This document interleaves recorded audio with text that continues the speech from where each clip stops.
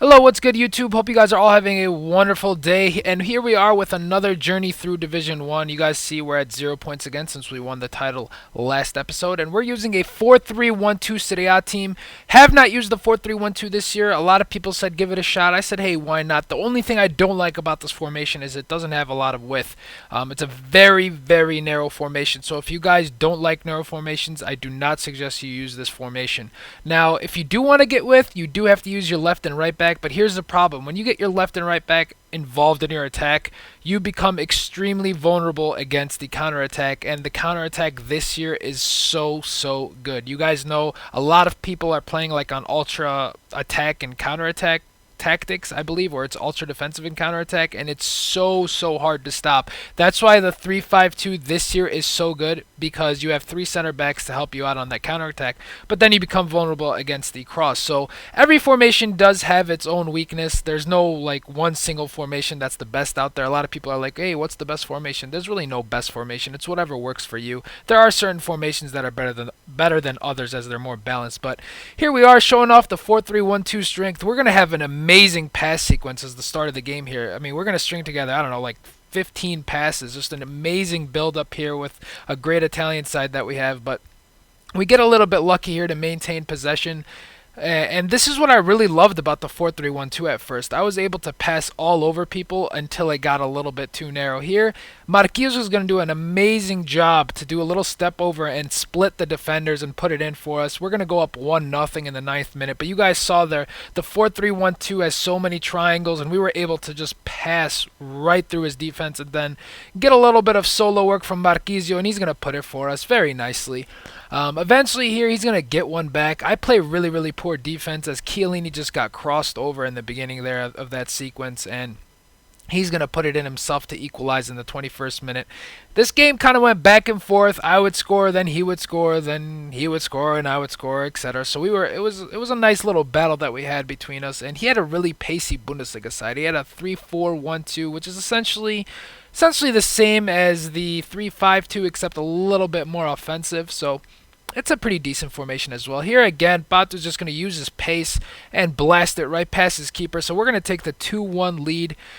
We're going to go with it. Batu's a very good player this year. Yeah, he doesn't have his 5-star skills, but that's not a big deal. He's still got the pace. He's still got 4-star skills, and I think he has a 4-star weak foot as well. Maybe even a 5-star. I'm not positive. I'll have to go check on that. I believe it's 4-star though, but he's a very good player. He's still going for about 23,000 coins.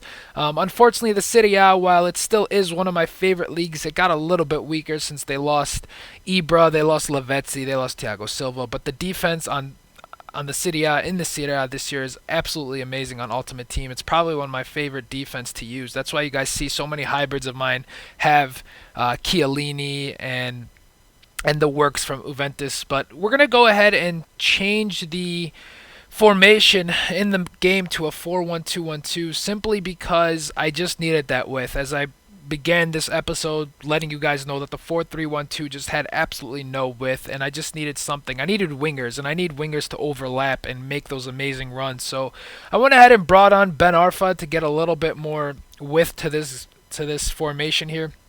And we played 4-1-2-1-2. We're going to switch to 4-1-2-1-2. The 4-1-2-1-2 is also not one of my favorite formations either, but I figured let's go ahead and give it a try, see how it does, and it ended up working for us. As you guys are going to see here, Ben Offer is going to overlap, make an amazing run, and do a little bit of nice work. We're going to get lucky eventually as we're going to kick it, hits off the post. Batu's going to be in the right place at the right time, and he's going to put it in for us. We're going to go ahead and take the 3-2 lead, and that's going to give us a 3-2 victory. So we're going to start off Division 1 just the way we should with a victory. So we're up 3 points in Division 1 at this point, and things are looking good. The 4-3-1-2 I still have mixed feelings about. I'm a little bit I'm not so confident using it, to be honest with you guys. It's not one of my favorite formations, but if I do want to continue using it, I'm going to have to practice with it. So I'm going to have to lose, basically. So at this point, I wasn't in the mood to lose, and I went ahead and just said, you know what, I'm going to go ahead and use my 3-5-2 BPL team since it's really good, and I'm used to the 3-5-2 already. I've been playing it since FIFA 13 came out. And the 3-5-2 does seem like a very popular formation this year. You know, all the big YouTubers, well, not all the big YouTubers, but from the ones I've seen, Nepenthes and Air Japes both are running with the 3-5-2. So it seems like it's going to be a popular formation. I've been using it since the game came out. Did not know Air Japes or any of those guys were using it. So now I'm sure that they've made videos. I'm sure a lot of people will give it a shot and find out that it's a very strong formation. Again, I've repeated this 1,000 times, but the cross, you will be vulnerable to it, and that's one thing you're gonna have to live with, I guess. But here he was on ultra. He had a 3-4-2-1 ultra defensive Brazilian team. Now, what I mean by ultra defensive is that he put it on ultra defensive as his tactic and put it on counter. So every time it was basically just a whole bunch of guys back, and it was very hard to break down his defense. You guys can count here how many people he has back. So, thankfully, Balotelli does a nice scoop turn, breaks down his defense, puts it in. So we're gonna go up 1-0. And here I lose possession. And one thing you don't want to do against the counterattack, against someone who puts his team on counterattack and ultra defensive, is lose possession. Because if you lose possession, this is what's going to happen to you. He's gonna triple cross it and puts it in with Neymar. So he's gonna put it in, and he's going to equalize 1-1. And right after he scored, he's going to quickly attack again, and he's going to use his pace that he has up front. Alexander Patu, just, you can't catch him, and he's going to take the easy pass to Neymar, and Neymar's going to put another goal in. So that's 2 goals for him real quick. And you know, some of you might think that's a tramp. I don't think it is. It was a smart pass, as Japes likes to say. But it was a very it's the pass he should have made. It was the play he should have made. So good for him. You know, I'm not going to be upset over that.